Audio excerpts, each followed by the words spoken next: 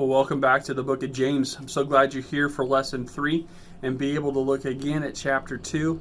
I know that he's hit on some tough personal reflections and how we need to live our life, and also the dangers of temptations, the things that are set in front of us.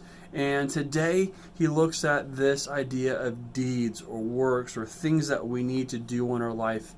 And in many ways, I'm going to use a sports comparison, more so the equipment and balls that we use to play sports. Don't check out if you're not an athlete, but I think it'll help make a little more sense. So let's read James chapter 2, verses 14 through 18, and kind of see what he has to say, and then we'll jump into a few questions to kind of wrap things up. So here we go. What good is it, my brothers and sisters, if someone claims to have faith but has no deeds? Can such faith save them? Suppose a brother or sister is without clothes and daily food. And if one of you says to them, "Go in peace, keep warm and well fed," but does nothing about their physical needs, what good is it? In the same way, faith by itself is not accompanied by action is also dead. But someone will say, "You have faith, I have deeds. Show me your faith without deeds, and I will show you my faith by my deeds." James does a great job, and I think if we look at it from this comparison, that, okay, this is a hockey puck. You know, if I brought it to, say, an NBA stadium, so, okay, here, play with this. People look a little strange going, that's not a basketball.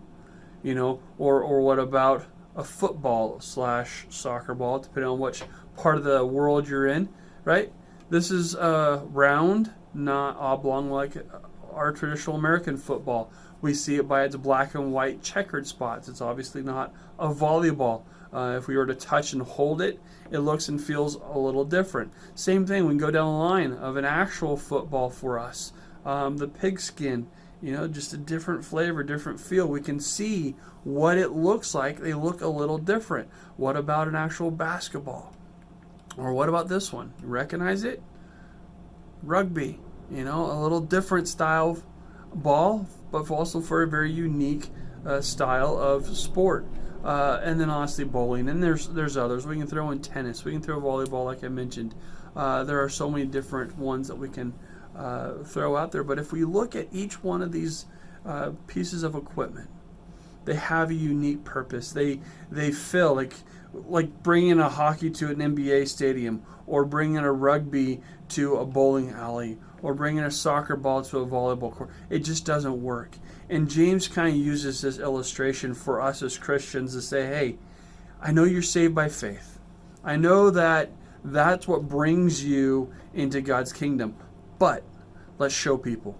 Let's use our faith in action, in deeds, in what we do, so that people can see our faith in action. They can see that we're a football, that we can see that we're a soccer ball, that we're a bowling ball, that we are someone that belongs to Christ, that our purpose is Christ alone, that we're not saying we're one thing and yet we act and do something different, or we're saying to the poor, like you read, that he said, hey, go keep warm, keep well fed, but yet we don't do anything about it.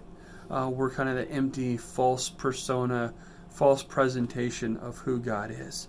And that's the whole, really the important nutshell of what James is saying here is, hey, if we're going to call ourselves a Christian, then let's act as a Christian. Let's look like what a Christian should be. If we're not going to act that way, then don't call ourselves a Christian. Here's a few questions for us to chew on a little bit. What do you think James meant by faith without deeds? What are the two contrasting sides, faith and deeds? What does it look like? The next question, a little longer. What's the problem with ignoring someone's basic needs when you have the capacity to help them? And how is this contrary to what God has called us to do? Looking for the people. I mean, we can go back earlier in chapter 2, even chapter 1, on how James and Jesus says, hey, the least of these. Look for the poor, the widow. Take care of those that are in need. Those are actions showing that we have faith, showing that we have a love for God by looking and taking care of those. So what's the problem with ignoring them, and how does this compare to what God has called us to do?